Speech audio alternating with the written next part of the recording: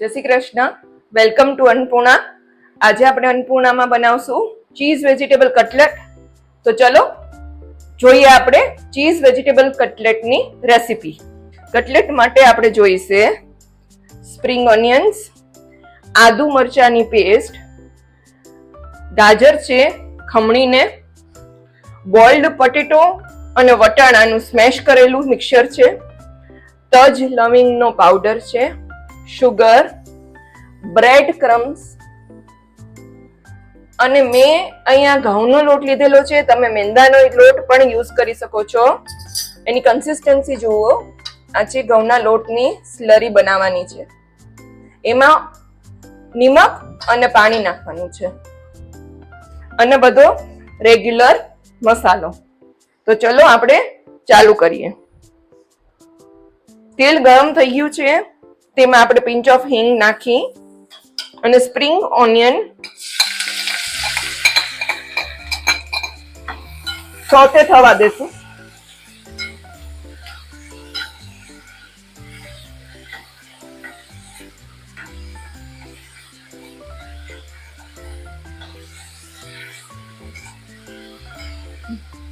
Onion થોડી Cook થઈ ગઈ છે.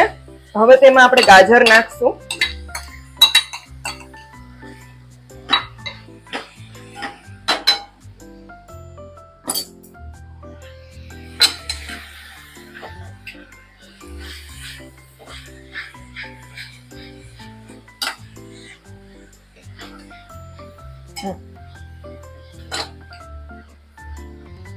આ ગાજર અને ઓનિયન પ્રોપર કુક થઈ ગયા છે.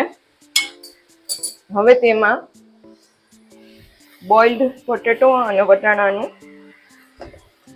મિક્સર નાખીશું.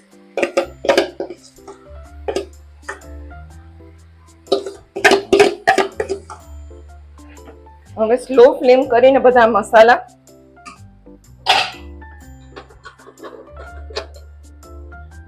વન સ્પૂન ચીલી પાવડર, સ્વાદ પ્રમાણે નિમક,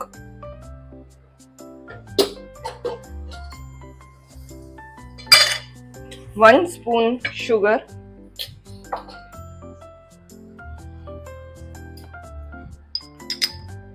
હાફ સ્પૂન તજ લવિંગનો પાવડર અને 2 સ્પૂન આદુ મરચાની પેસ્ટ. હવે આને મિક્સ કરીશું.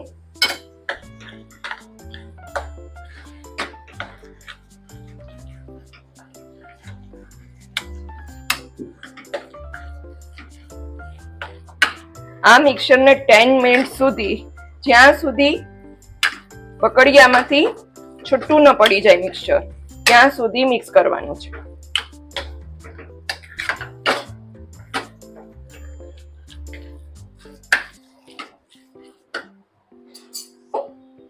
બ્રેડ ક્રમ્સનો ભૂકો નાખશું એટલે આ સોગીનેસ છે જે એ વહી જશે.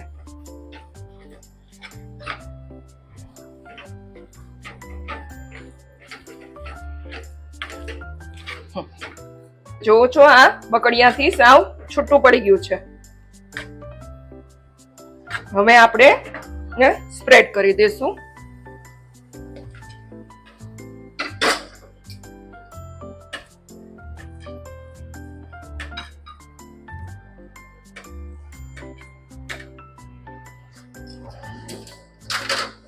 અને તેમાં ચીઝ એડ કરશું.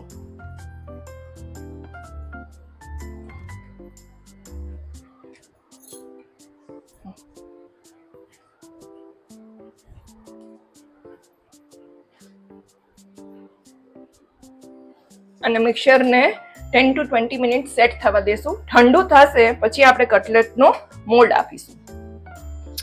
આપણું આ સેટ થઈ ગયું છે. હવે એને કટલેટનો શેપ આપી પછી એને આવી રીતના સ્લરીમાં બોળી બ્રેડ ક્રમ્સમાં રગદોડવાના છે.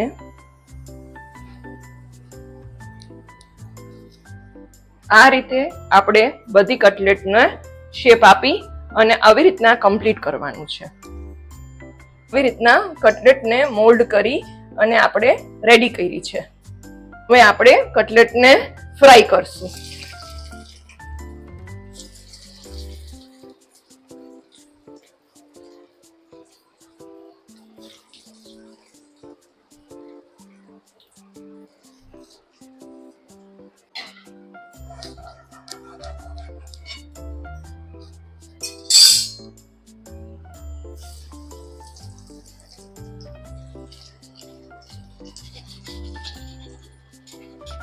Crispy cutlets are ready.